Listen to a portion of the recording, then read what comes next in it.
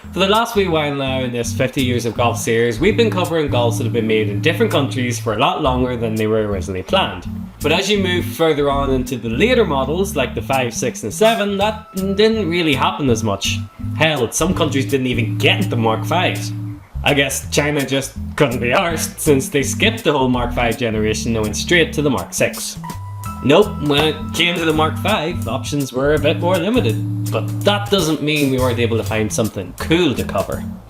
Forget your Raleigh and Pikes Peak Mark 2s and your Pink Floyd Mark 3s. Oh no, when Volkswagen wanted to make something special for the Mark 5, they went balls to the wall.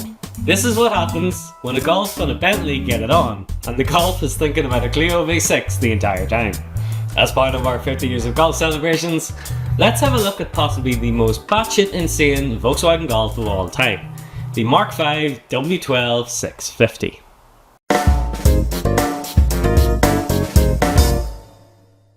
Now, we covered the Mark 5 what seems like a lifetime ago, but realistically was actually only earlier this year. A lot, and I mean a lot, has changed for me since then, so it's no wonder really that seems like so long ago. I had bought one of the best examples of a Mark 5 Golf I have ever seen. I wound up actually selling it to my parents, who then sold it to my sister, so you know, small world.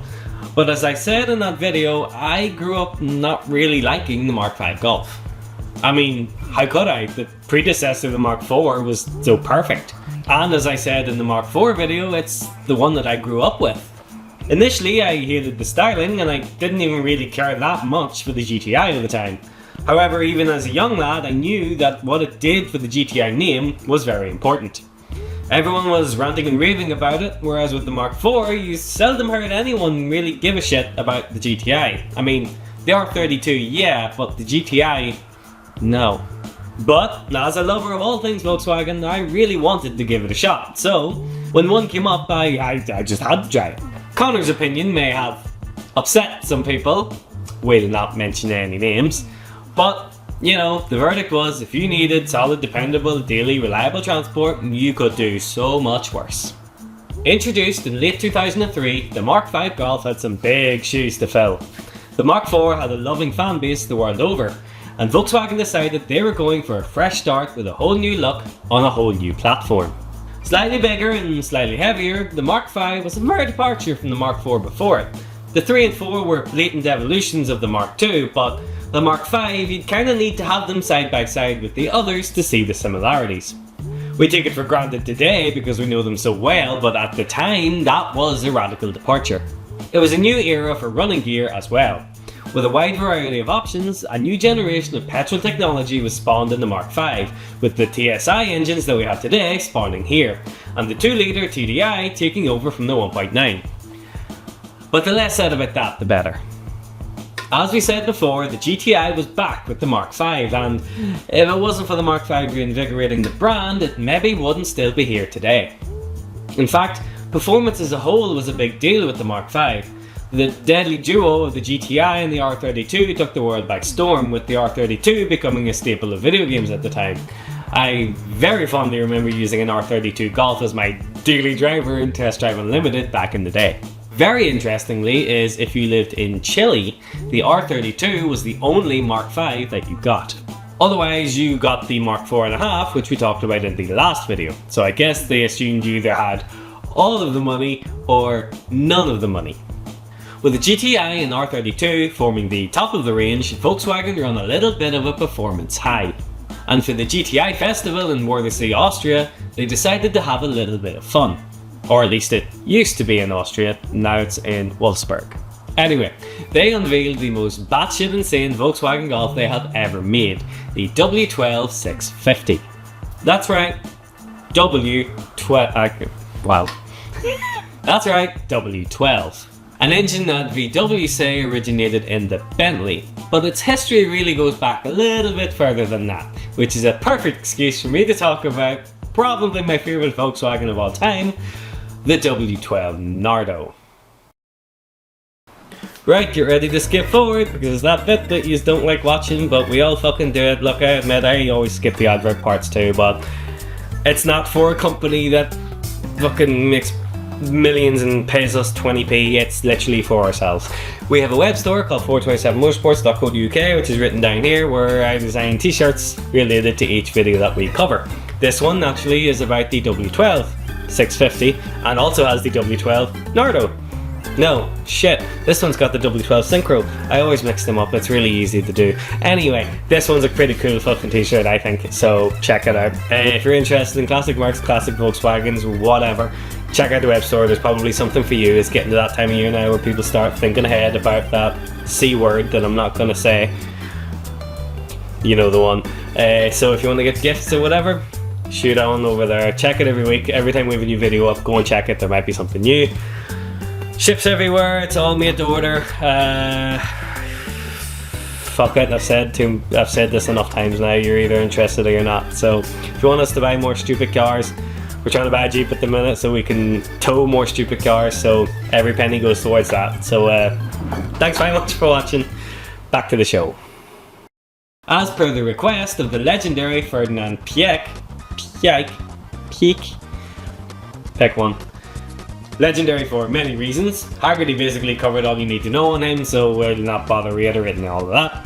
Volkswagen engineers were tasked with building a mid-engine supercar with a W12 engine.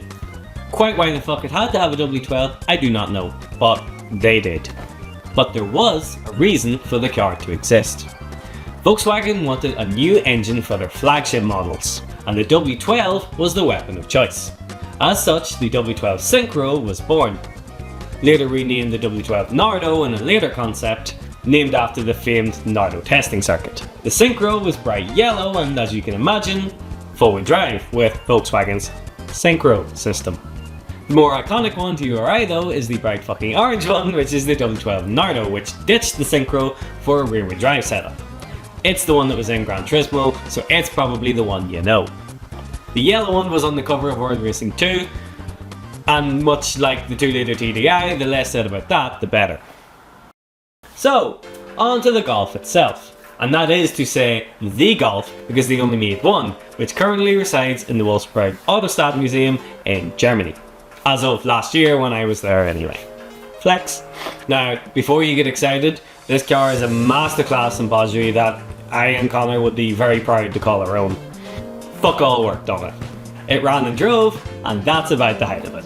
But, while people like to capitalise on the "oh, nothing worked on it, it was just a prototype," what people usually neglect to mention is that this prototype went from idea to final thing in just 8 weeks. As well as that, it's just a concept. There weren't really any intentions to produce it. So it's very rare that a concept car even has an engine. Usually they're pushed onto stage or Geneva or wherever the fuck they would be. Never mind, be driven by journalists. But what a concept car it is. Plonked in the middle of a standard Golf hatchback is a 6-litre W12 engine with twin turbochargers pushing 641 horsepower. Which in PS, which is this imaginary measurement of power that seems to be only the Japanese use because that's what's in Gran Turismo sometimes, is 650, which is where it gets the last part of its name. W12 engine, 650 PS. Driving only the rear wheels. It had some serious pedigree in its parts as well. The W12 was derived from a supercar concept, the gearbox was taken from a Phaeton, which was Volkswagen's flagship, although, as you'd expect, it leads to a more leisurely gear change than you would like. Audi RS4 front brakes, Lamborghini rear brakes. It really had everything going for it. Except for the fact that it drove like a bag of shite. You see, for all of the flailing body kits and the carbon fibre and the suspension parts from Lamborghinis, the thing could barely fucking stay in a straight line. Remember, it's a concept car, shouldn't even been able to move at all. I'm sure if it went into production, Volkswagen would have ironed all these things out. Probably the big number though, is top speed. 201 miles per hour. Although I can tell you right now, I do not want to be the man behind the wheel trying to achieve that top speed. And nor did anyone else apparently, because that was a theoretical top speed. There is an abundance of footage of this car, most notably Top Gear of course, which is probably where most of you here remember it from. Most of the footage was the car all spinning out of control, and most of the reviews were all singing from the same hymn sheet. The thing was an absolute animal, but what gets me is the fact that they were surprised. The Clio V6 was a production version of a car that had the same idea, as was the Renault 5 Turbo. The original version of the Clio V6 was a twitchy mess as well until they ironed it out with the facelift model. Small, mid-engine, light, hot hatches aren't something that's easy to do. And a one-off concept car made in 8 weeks was never going to get that right. But what it did do right is exactly what it was for. Wörthersee in Austria for years was a place where Volkswagen enthusiasts would meet every year for the largest and best gathering of GTIs. Beginning in 1982, and even officially sanctioned by Volkswagen in the early 2000s, it was a mecca for car people the world over.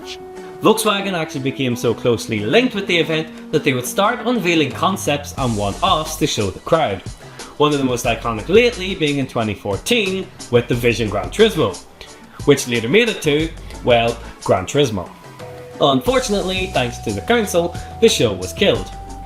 But not for long. For only a couple of months later, after the news broke, Volkswagen said, nah, fuck that, party at our place, and began hosting it at the Autostadt in Wolfsburg as of this year. And God, I hope to attend that someday. But it was the Wörthersee meet of 2007 where Volkswagen unveiled the W12-650 to the world. And the world was, rightfully so, shocked. And to be honest, they haven't really done anything as mental since. Honestly, in person it looks like it could have been a production model. It's just a shame it never was. Maybe someday in the future Volkswagen will do something bonkers again to a Golf, but with the W12 chapter ending for Volkswagen, it's likely going to be a long time. As always, thank you very much for watching this little short dive into Volkswagen history. Next up will be the Mark 6. And it's a topic that I was doing my best to avoid talking about, but unfortunately there just isn't an interesting Mark 6. I know, I'm trying to pick the good out of all of these generations, but the Mark 6 unfortunately is just mainly forgotten about. So the next episode is going to be about Dieselgate. So look forward to that. Anyway, thank you very much for watching. If you've enjoyed this, please subscribe to the channel. There's a playlist with all of these 50 years of golf celebrations in. We will be doing a big finale episode, which will have some guest stars in, which I'm very excited about. So stick around for that, subscribe, check that out. Buy a t-shirt if you're so inclined. You don't have to. I'm not going to force you. Although this one's pretty cool, I think. And you're not going to find very many t-shirts with a W12 Nardo or a W12 650 on it. So, you know, super rare. Anyway, I've been Tom O'Pattison. This has been 427 Motorsports. Thanks very much for watching, and good luck.